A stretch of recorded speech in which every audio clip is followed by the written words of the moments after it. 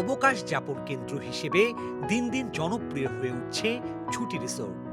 মনোরমা এই রিসোর্টের brand ambassador হিসেবে যুক্ত হলেন চিত্রনায়িকা বিদ্যা সিনহা মিম।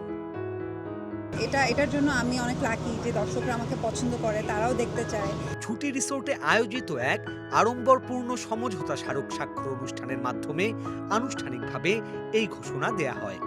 ছুটির আগে মানুষ চিন্তা করবে যে ট্যুরিজমে এই অ্যাম্বাসেডর কাজ করে, তখন আমাদের মাথায় আসলো সবচেয়ে ট্যালেন্টেড বাংলাদেশি কে। তখন এসেছিল আসলে বিদ্যা সিনহার নাম। বিদ্যা সিনহা হচ্ছে আমাদের দৃষ্টিতে এবং সবার দৃষ্টিতে বাংলাদেশের one of the talented personality এবং লাক্স চ্যানেল আই খ্যাত এবং সকলের কাছে সমাদৃত।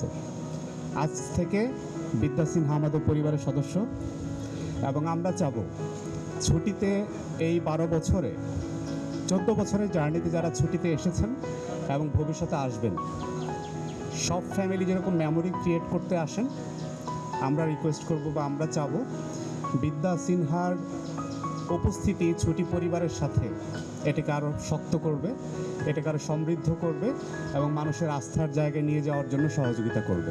অনুষ্ঠানে সভাপতিত্ব করেন ছুটি গ্রুপের চেয়ারম্যান ও সহ প্রতিষ্ঠাতা অ্যাডভোকেট মোস্তফা মাহমুদ আরিফি।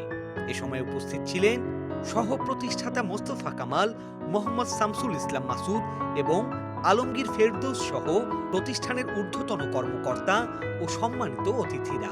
পরও আমি ধন্যবাদ জানাই সিলেক্টরদের যে এরা আসলে রাইট সিলেকশন করেছেন, ঠিক আছে।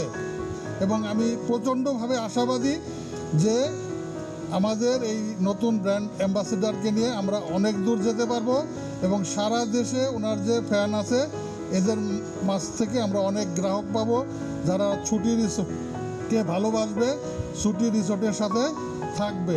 এ সময় ছুটি রিসোর্টের আগামীর পরিকল্পনা তুলে ধরেন সংশ্লিষ্টরা।